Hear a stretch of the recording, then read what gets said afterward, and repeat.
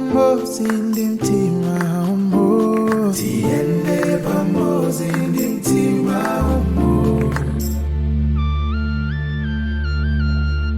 Welcome back to this second session of science revision, specifically physics. Today we are going through 2017 physics paper 1.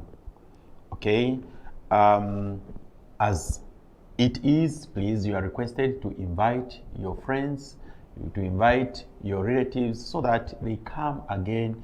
We continue revising with them this paper. This program is focusing on mostly those that are in grade 12 who will start writing exams next month, and those GCE candidates who will be writing exams mid-June next year. In this case, we go back to question B4.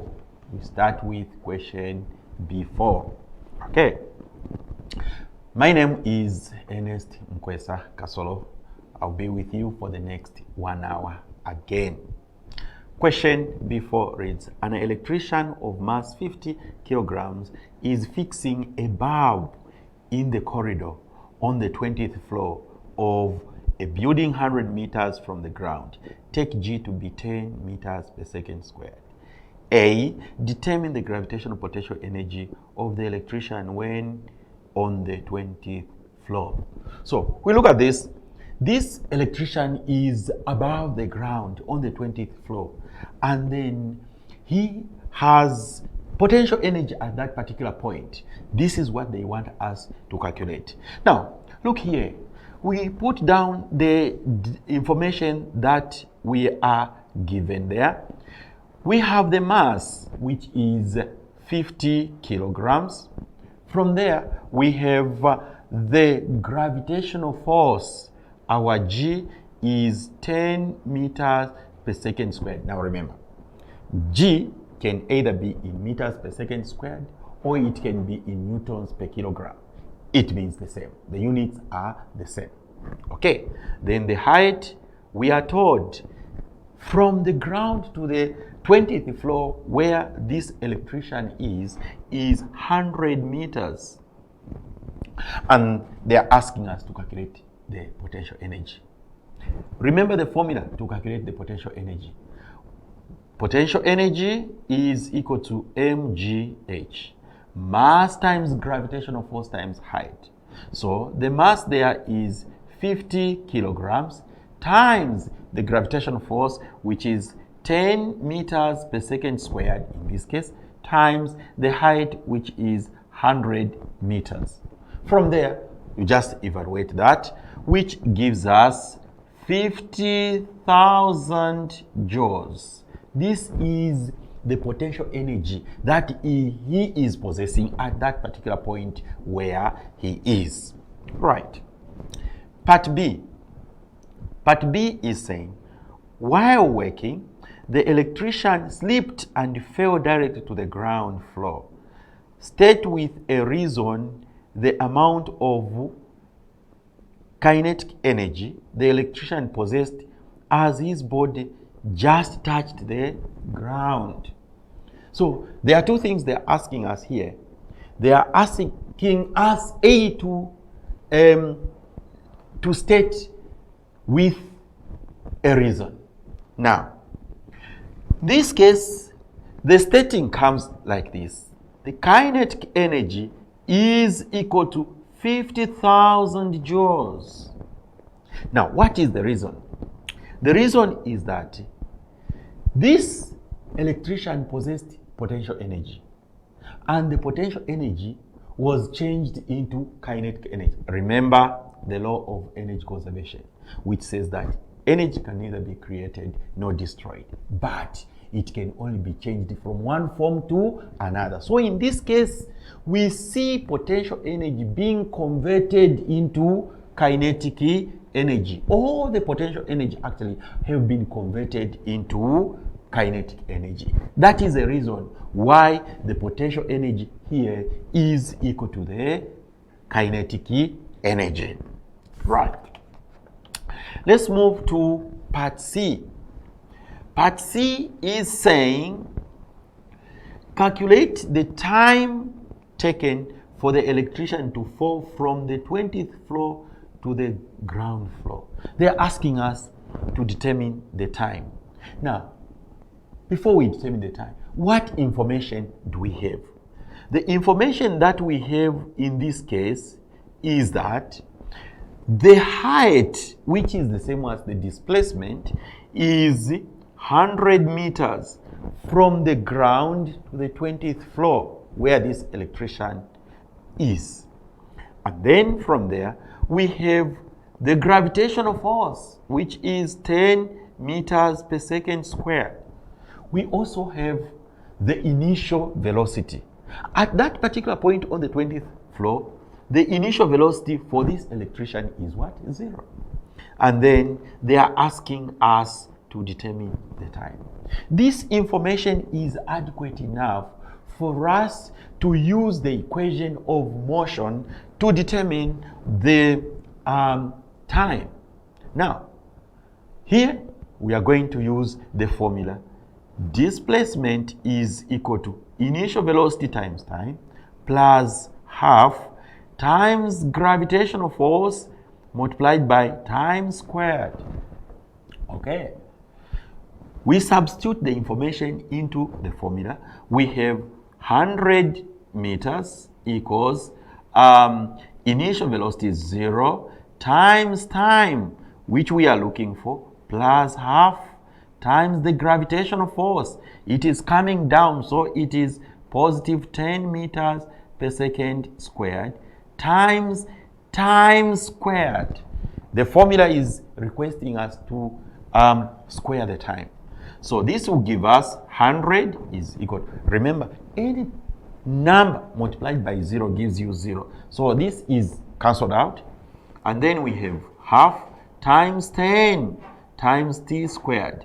2 here is 1, 2 there is 5.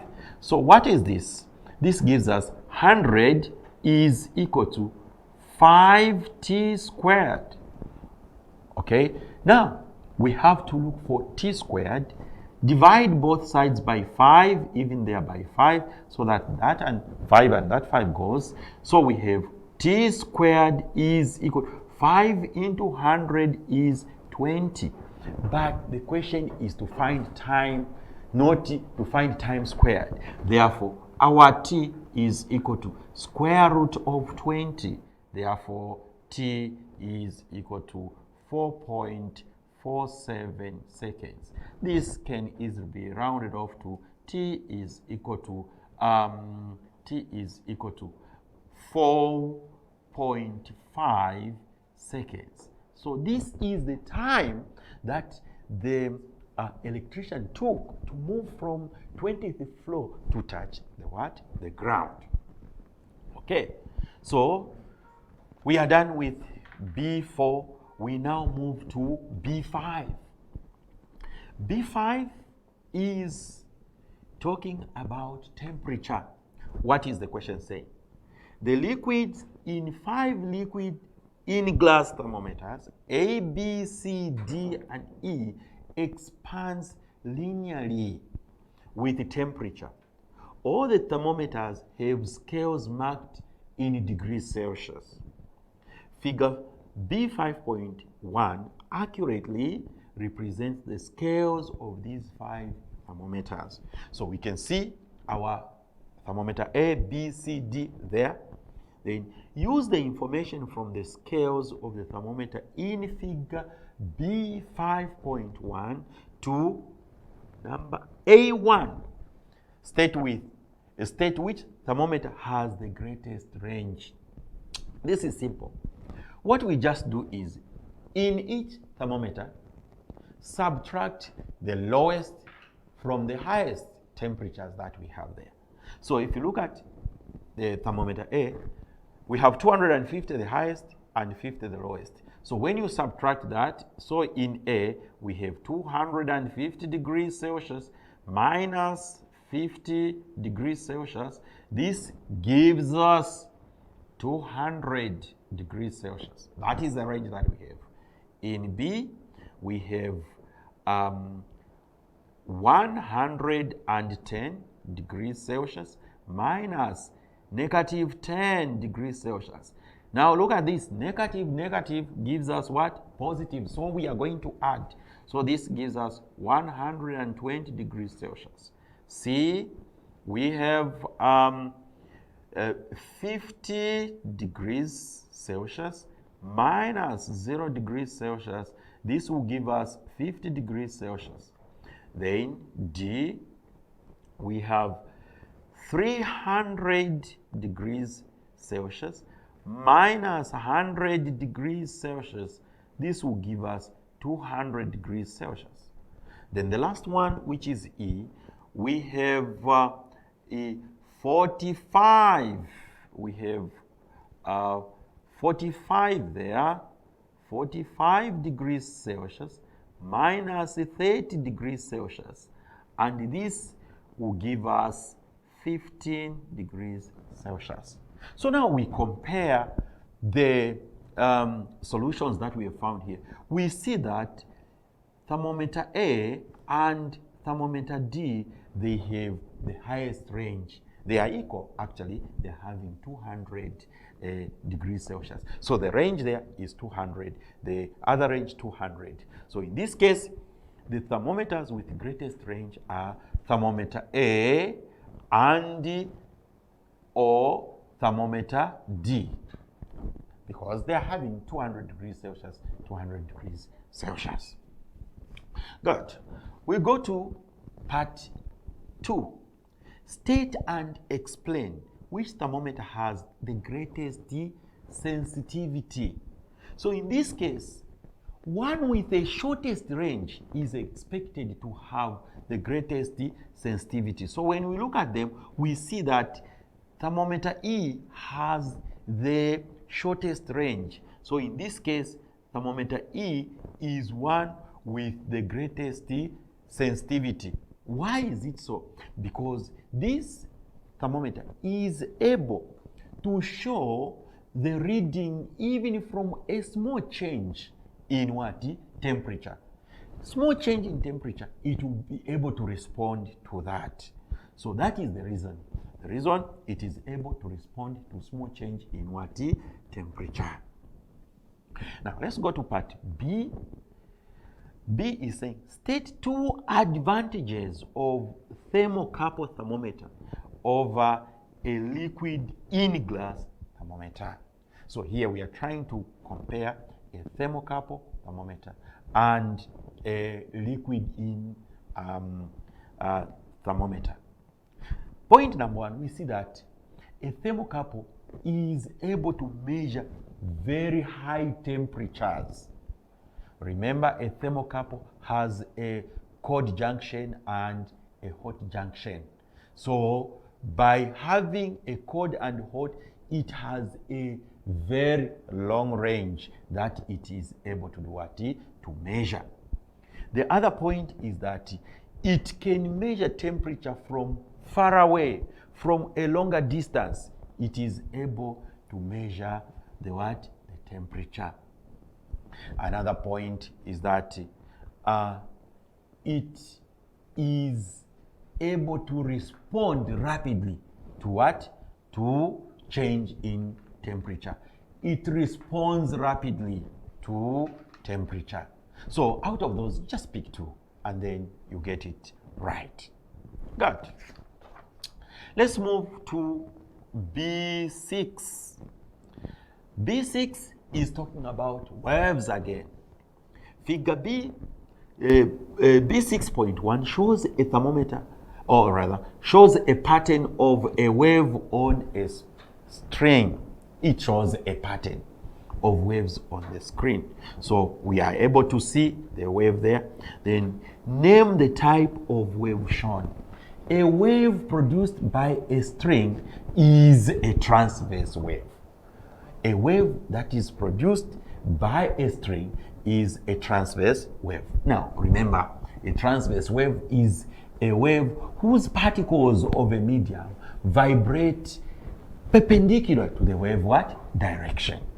So that is a transverse wave that we have there. What is the period of the wave? They are asking us to determine the period of the wave. Now, when you see this wave that we have this point here which we call a crest, and that other point here is another crest. So, from this point to that point, it gives us a wavelength. Now, there is time that is allocated to that. So when you look at this point here, this point is showing 4. That point is showing 6. So a period is the time taken to complete one wavelength.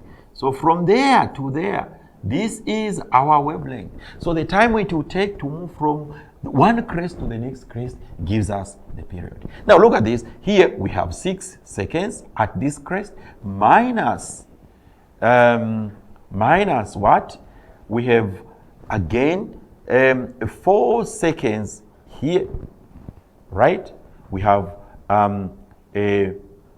4 seconds there, right? Oh, looking at the diagram there, here we have, instead of 4, we have 2. We have 2, then we have 6. So what we do is we just subtract. What are we subtracting? We subtract the time at this crest, which is 2, and the time at the next crest, which is 6. So we subtract 2 seconds. And this gives us what? 4 seconds. So the period in this case is 4 seconds. Right. Let's move to see how many waves are completed in 1 second. We know how long it is taking to complete the number of waves that are being produced in 1 second. We have 4 seconds. This is the time taken to complete one wavelength. Right. Now the question is, how many waves? So we are looking for how many waves there are being completed in 1 second. So direct proportion applies there again. So we cross multiply. This gives us 4x is equal to 1. Right. Divide here by 4. Divide there by 4. So we have 1/4 there. So 1/4 is the same as 0.25 waves. So we have 0.25 waves which are being completed in 1 second. Right. Part D. Part D is saying, how far is point R from the resting position? So let's go back to our waves, our wave diagram there. So R is at this point. So this is the resting position of the wave. So in this case, they are asking us to determine the amplitude. What is the amplitude? The amplitude is the maximum displacement of the wave. So looking at that, here we see that we have this point which is 20 and down there which is 20. On top there it is positive, down there it is negative. In this case, our amplitude of this wave is 20 centimeters or negative 20 centimeters. Because remember, the crest is given by a positive value. Then the trough, which is the one down there, it is given by a negative. So in this case, 20 centimeters or negative 20 centimeters qualifies to show the amplitude for this wave. Right. Let's go to part E. Okay. The two similarities, state rather, two similarities between longitudinal and transverse waves. Remember, two similarities between longitudinal and transverse wave. Now, in the first place, we see that a wave is a disturbance in a medium from the point of propagation. If a wave is a disturbance in the medium from the point of propagation, we see that both waves, they are caused by a disturbance. That is a similarity. Both of them, they are caused by a disturbance. Another point here is that both transverse wave and longitudinal wave, they obey the wave equation. What is this wave equation? Velocity is frequency times what? Wavelength. They both obey to this particular what? Equation. That is a similarity again. Right? We are done with that question. We now move to question B7. Question B7 is about light. So, we see the diagram there. Figure B7.1 shows an optical pin placed 2 centimeters from a convex lens. So, here we have a lens there, we have a pin there, and then we see we have the position for the what? For the image. So we have the position for the image there. And then the question is, on the figure B7.1 above, draw 2 rays to locate the position of the image. We already have the image there. So remember, we need to have a ray that should pass from the top of the object, passing through the midpoint of the lens, which is the optical center, and then it goes like that. Remember, it is a ray, so it carries an arrow on it. Another ray moves from the top of the object, passes through the lens, and then it is going to cut the principal axis where there is a focal point. Now from here, we extrapolate these rays up to the top of the image here.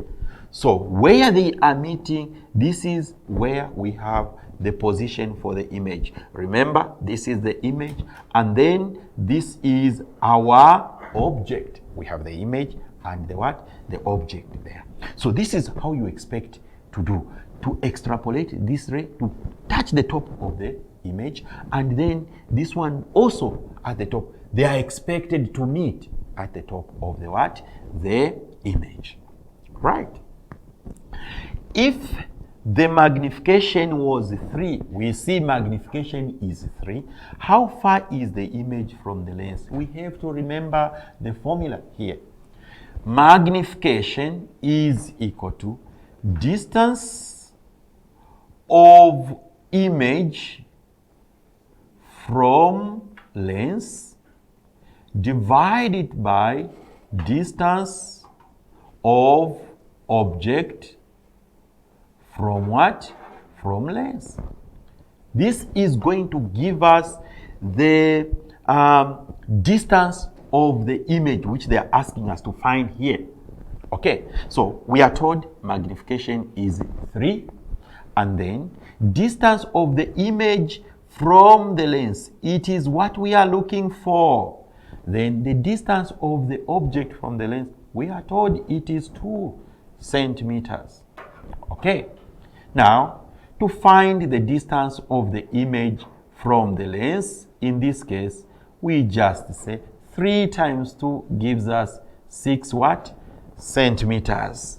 So the distance from the lens to where the image is 60 centimeters. Let's look at part C. Part C is saying, using the answer in A, so we are using the answer we have just calculated, calculate the focal length of the lens. Right, physics is about formulas.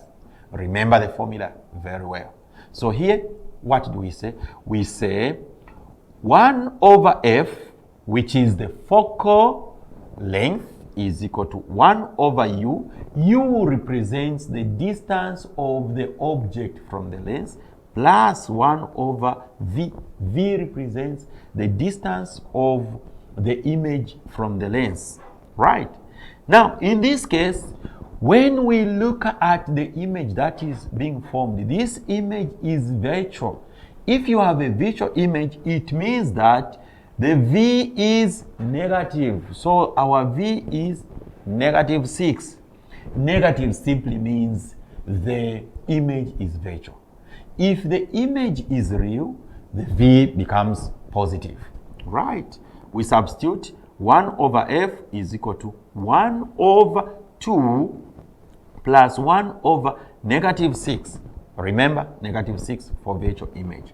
1 over f is equal to, we find the common denominator. In this case, it is negative 6. 2 into negative 6 is negative 3 times 1, negative 3 plus negative 6 into negative 6 is 1 times 1 gives us 1.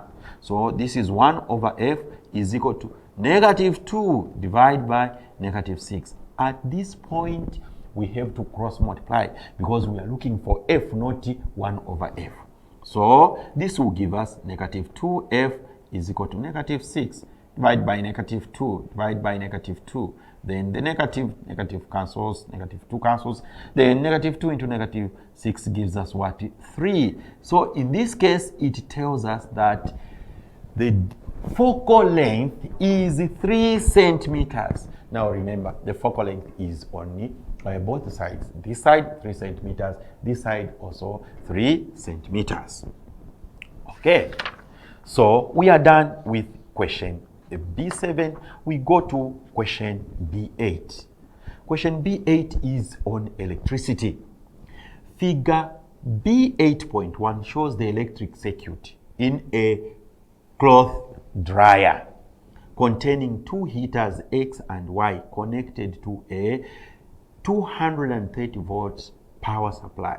So we see the circuit there. And when you look at the circuit, we see that X and Y are connected in parallel.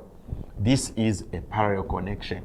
Then, of course, we have a 230 volts as our main supply. When both switches are closed, the current in X is 3.5. So current in X is 3.5 amps, right? Then A is saying, calculate the power developed in the heater X. We are looking for heater X. So what do we say there? We say power is equal to voltage times what? Current. Our voltage is 230 volts times 3.5 amps. And this gives us 805 watts. Remember, power is measured in watts. We also measure power in joules per second. The next part is saying the resistance of X is double that of Y. Determine the total resistance of X and Y. So the resistance in X is double that of Y. Okay, determine the resistance in X. So resistance in X is equal to voltage over current. In this case, we have 230 volts divided by current, which is 3.5 amps. And this gives us 65.71 ohms. So this is the resistance in X. Now, further, they are saying the resistance in X is double that in Y. So to find the resistance in Y, then we are just going to say this value we have found, 65.71 ohms. We divide it by 2, and then it gives us 32.86 watt ohms. So this is the resistance in X, and that is the resistance in Y. Okay, so the next part is saying the total resistance. How do we find total resistance? Now, remember, we have 2 types of connection, parallel as well as what? Series. The way we calculate total resistance in series is very different from the way we calculate total resistance in parallel. In a series, we just sum up the resistances that we have, which is RT is equal to R1 plus R2 plus R3 plus R, depending on the resistance that you have. But in parallel, we use the formula to calculate total resistance in parallel. Okay, at this moment, we are going to take a break. We'll come and calculate the total resistance in parallel. Thank you for tuning to MTN Zambia. I told the bus driver that I work hard for my money, so it better gets to Chipata. Yeah, that's right. That's what I told him. Yeah. Waither, drama no, only Zambili. Tituma. And he kept trying to tell us something, but I was like, Ukagamba, Tiloa. Cause cash money yeve across Zambia. Tituma. Ati? At Basi and Kuchpat. The end of South Africa. Hello, what? Run, K-Star, run! Don't catch the bus. Sending money doesn't have to be this dramatic. Open an MTN mobile money account today and send money to friends and loved ones across Zambia instantly. Dial *303# to send money with MTN, Zambia's #1 network.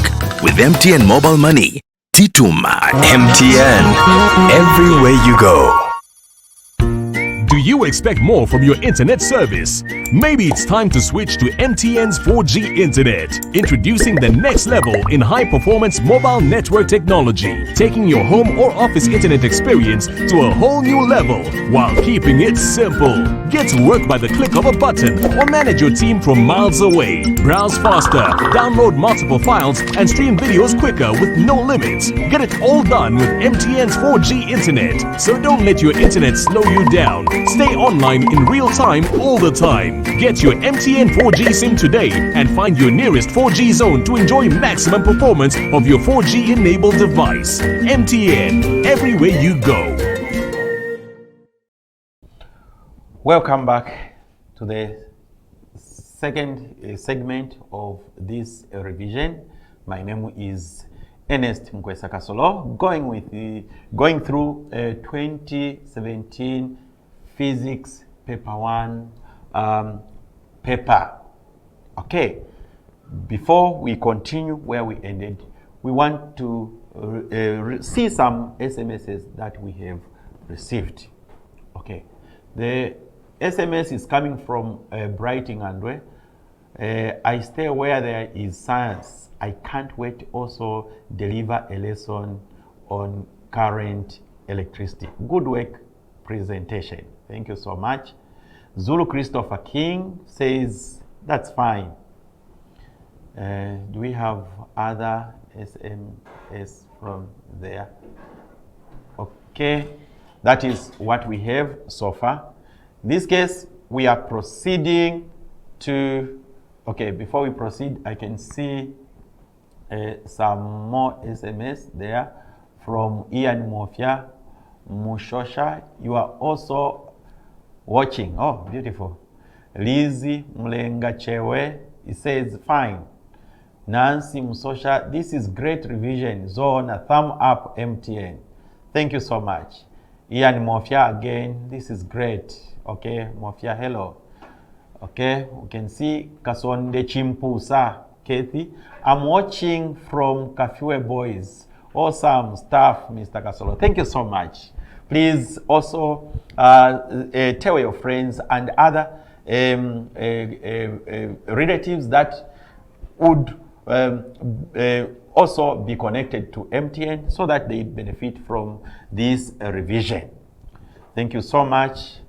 I proceed where I ended. Now, just before break, I was explaining on how to determine the total resistance for resistors that are in parallel. So in this case, since we have two resistors here in parallel, then we can use the formula RT, which is total resistance, is equal to R1 times R2 divided by R1 plus R2. This formula will help you to determine the total resistance. Now, let's get the answers that we got earlier on resistor X and resistor Y.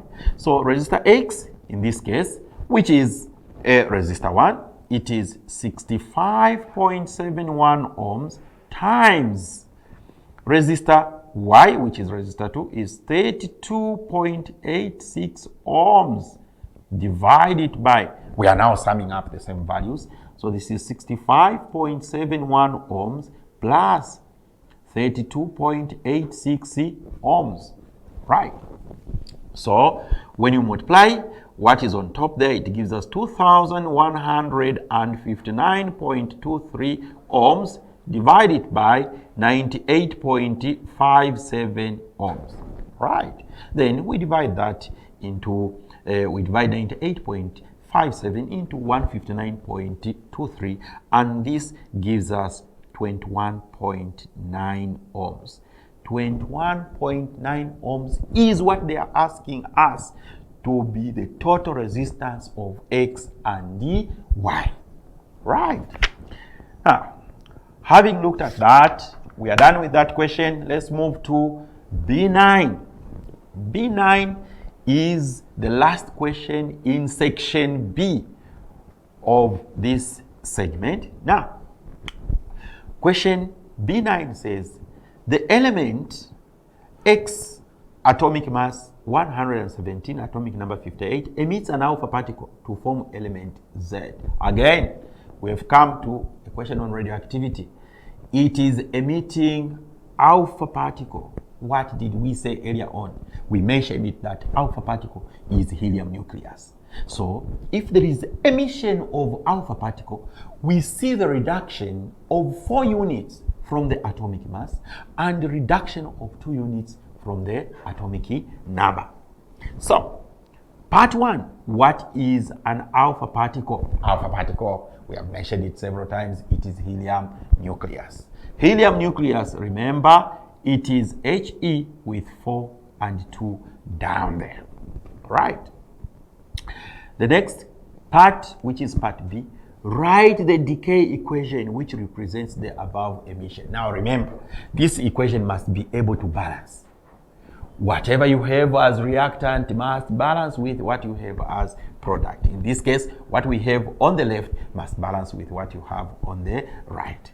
So here, there is no reaction here, but we are seeing emission given out, and the emissions that are being given out is alpha.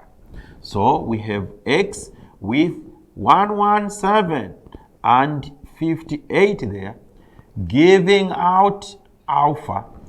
We see X being formed, and this X is the 117 is going to reduce by 4. So we are going to get 113. And then the 58 is going to reduce by 2. So we are going to get what? 56. Plus the helium nucleus, which is 4 and 2. Remember, 113 plus 4 is 117, and 56 plus 2 is going to give us 58. So that is a balanced equation that we are being asked to write. So, section B is covered up to this particular point. Now, we have section C. Section C has 3 questions, and each question carries 10 marks. You are requested to answer 2 from this point. Okay, so we'll go to section C, and we start with C1. Before we read the question, the instruction are saying answer any 2 questions from this section in the answer booklet provided. Don't answer this question in this paper. No, there is an extra booklet that will be given. This is a booklet where you are going to answer section C. Right. C1 reads, a train starts from rest at a station and travels with uniform acceleration of 5 meters per second squared for 20 seconds. It then travels with a constant velocity of 30 seconds. Brakes are applied and the train decelerates uniformly to rest in a further 10 seconds. Determine the velocity of the train at 20 seconds. They're asking us to determine the velocity at 20 seconds. What do we know? Let's put down information of what we know. It started from rest. If it started from rest, U is what? 0. And then from there, it moved with an acceleration of 0.5 meters per second squared. For how long? For 20 seconds. Okay, for 20 seconds. Okay, so our t is 20 seconds. Then they are asking us to determine the velocity. So our v, question mark. So in this case, we'll say equation of motion. Remember, we have 5 equations of motion. Now look at the equation which has u, a, t, and v. So v is equal to u plus at. This equation will help us to determine the velocity. So here we have 0 as our initial plus acceleration, which is 0.5 meters per second squared, times the time, which is 20 seconds. So we know 0 is 0. Even if you add to a number, it will still give you that particular number, right? So we have 0.5 times 20, which is the same as half of 20. And this will give us what? 10 meters per second. So our velocity, which they are asking us there, is 10 meters per second. Remember, correct units, very, very important. The second part is saying, use the information above to draw a scale, to scale a velocity time graph. We are now going to draw a velocity time graph. Now, this information is enough to help us draw that velocity time graph. Now, look at this. We have our final velocity, we have just calculated is 10. This is velocity in meters per second. Okay. Then this is time, which is in seconds. Now, what did they say? We were told it moved with the uniform acceleration for 20 seconds. So we'll have a straight line from there up to that point. Okay. And then we are told further that it moved with constant velocity for 30 seconds. So constant velocity is like that. So for 30 seconds, it means that we are going to add 30 and 20. So where are we? We are at 50, right?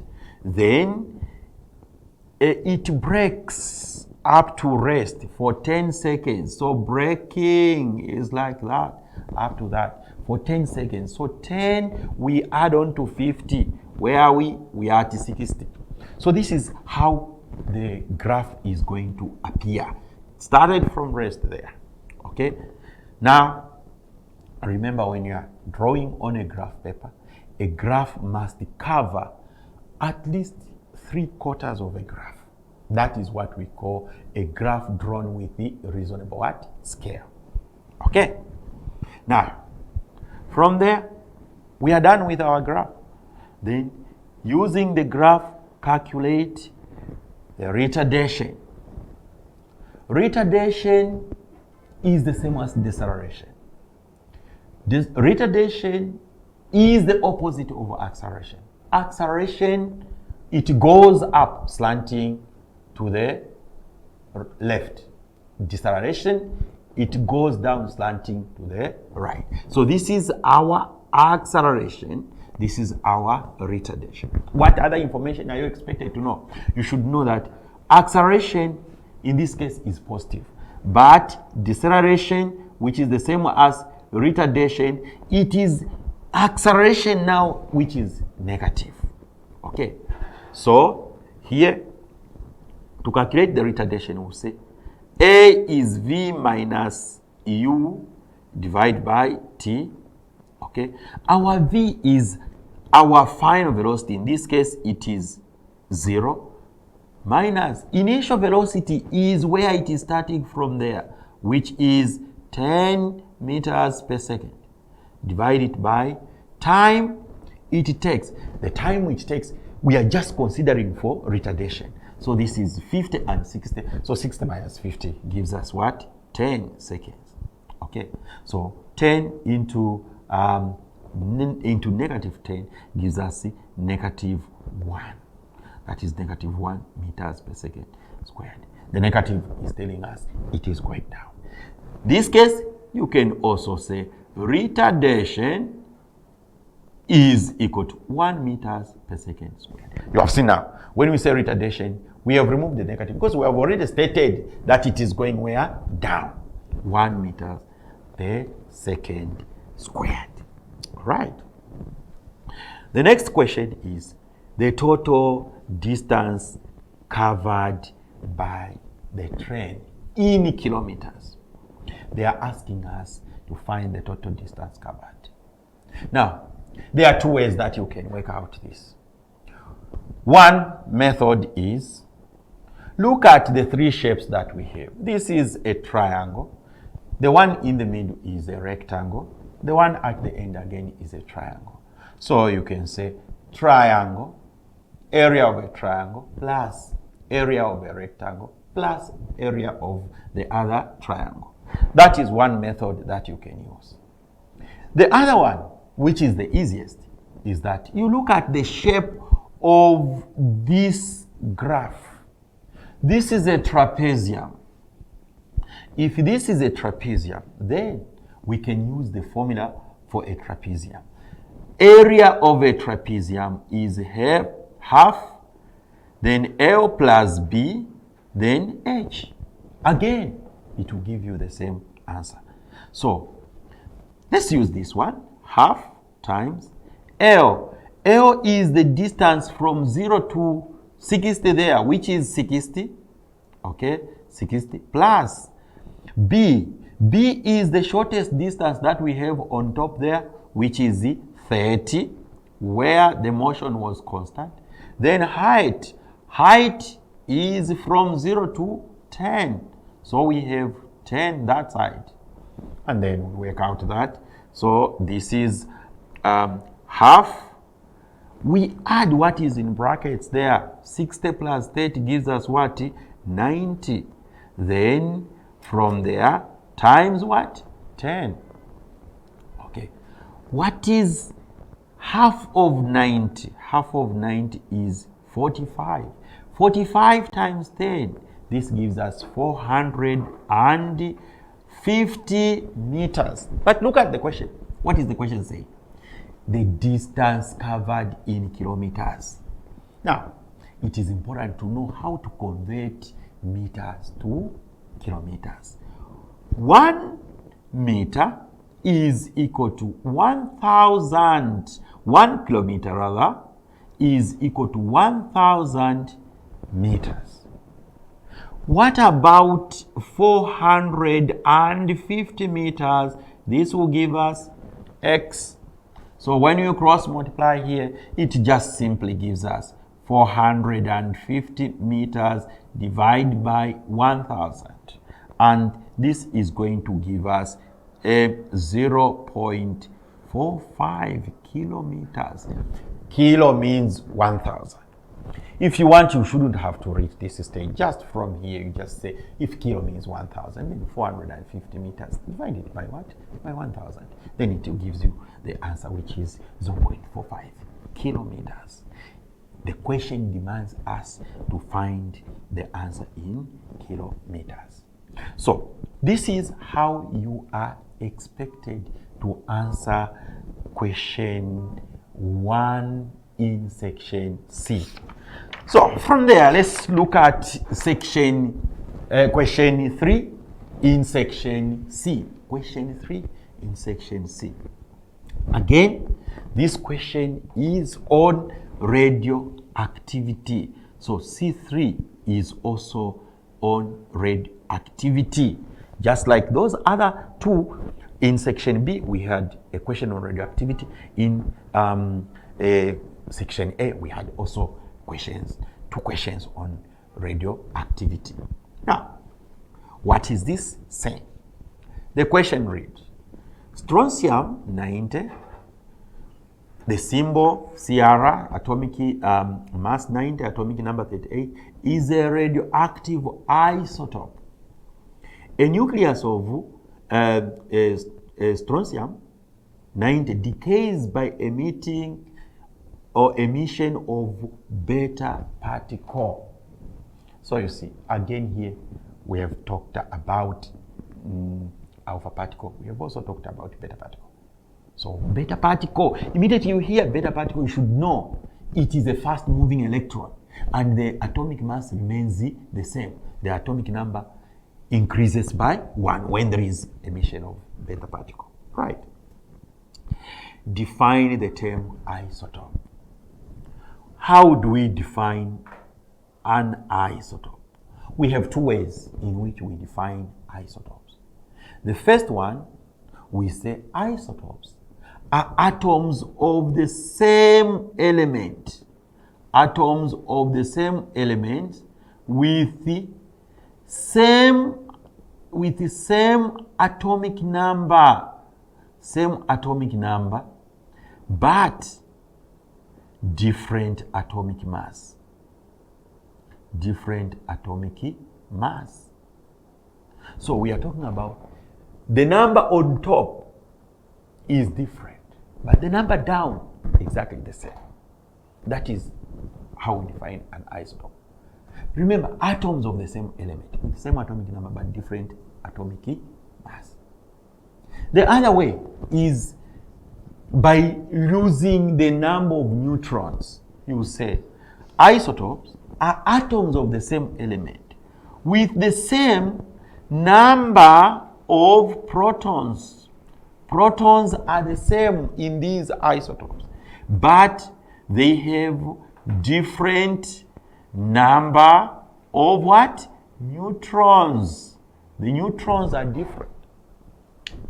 These are the two definitions that we use to define isotope. Okay. Let's move to the next part, which is B. For a neutral atom of strontium 90, state the number of electrons. So we have this X, okay, we have this X with 90 there, and we have 38. They are asking us, part A, to determine the number of electrons. Number of electrons is equal to the atomic number. So electrons in this case, they are how many? 38. Again, they are asking us to find the number of what? Neutrons. How do we find the number of neutrons? Number of neutrons is equal to atomic mass minus atomic number, which is 90 minus 38. In this case, it gives us 52. So we have 38 electrons. We also have 52 neutrons. Right. Part C.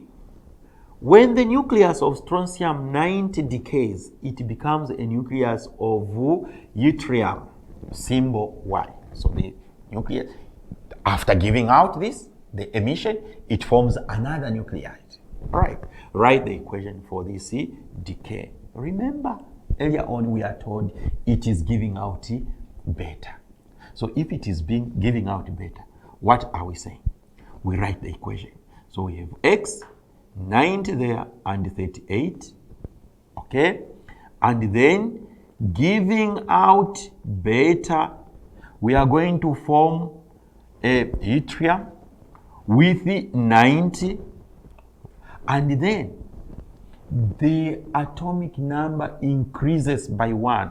So we have 90, we have 39, plus the electron, You agree with me that 39 minus 1 gives us 38. And 90 plus 0 gives us 90. This is the equation which they want. Right. Let's move to the second part, which is D.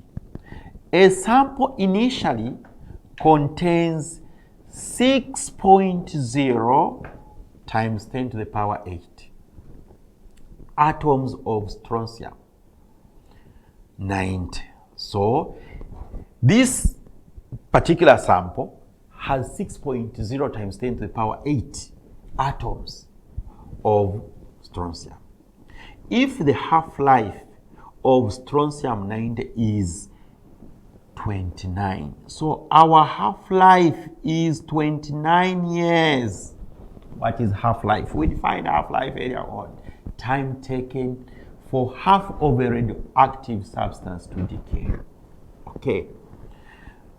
Calculate the number of strontium atoms that remain in the same sample after 87. So 87 years. How much sample are we going to remain with?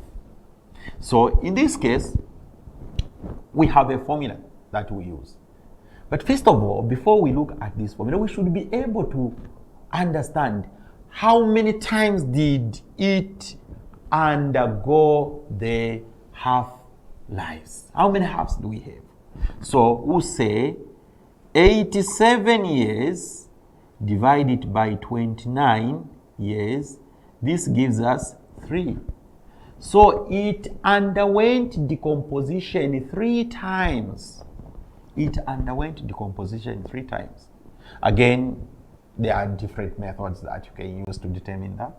One of it is, we'll say, n is equal to the number or the sample, the amount of sample, and then half the number of times. In this case, the number of times is 3. So we'll say the sample that we have is 6.0 times 10 to the power 8 atoms. These are atoms. Times half. Then how many times has it undergone decomposition? It is 3. So to the power 3. So when we evaluate this, we'll see that this is going to give us 7.5 times 10 to the power 7 atoms. These are the atoms that remain. Now remember, when you enter this figure on the calculator, which is 6 exponential 8 times 0.5 to the power 3, not exponential 3, but to the power 3, then it gives us that. This is one method that you can use. The other method that you can use is that you have 6.0 times 10 to the power 8. Divide this by 2. When you divide this by 2, you are going to get 3 times 10 to the power 8 atoms. So again, this one here, you divide it by 2, you are going to get 1.5 times 10 to the power 8 atoms. Again, this one here, divide it by 2. So keep on dividing by 2. 3 times, because we have already determined that it will undergo half-life. How many times? 3 times. Then eventually it gives you 3.5 times 10 to the power 7 atoms. This answer is the same as that. So you can use any method that is easier to you to determine this problem. The last question on this part is saying, the teacher says that the emission of beta particle from strontium 90 is random. Explain what is meant by random in this context. Now, random, what does it mean in this context? Imagine a situation that you have different atoms, for instance, different atoms of strontium here. Are you able to tell which atom is going to be to decay in that case? No, you can't. It can be this one, it can be that one, it can be that. So in short, the decaying is by chance. The disintegration of these atoms is by chance. You cannot tell which atom is undergoing the decay. That is the meaning of random. The decaying takes place as a chance. You can't tell exactly to say the one which will decay is this, the one which will decay is this, the one. No, you can't. This is the reason why here we are using the term random. This marks the end of our revision on 2017 paper. Thank you so much for being with us as we have revised this paper together. My name is Ernest Nkwesa Kasolo. Bye bye.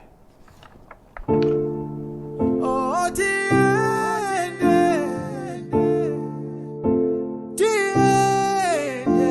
tiende pamoja ni mtima umo. Tiende pamoja ni mtima umo. Tiende pamoja ni mtima umo. Tiende pamoja ni mtima umo. Tiende pamoja ni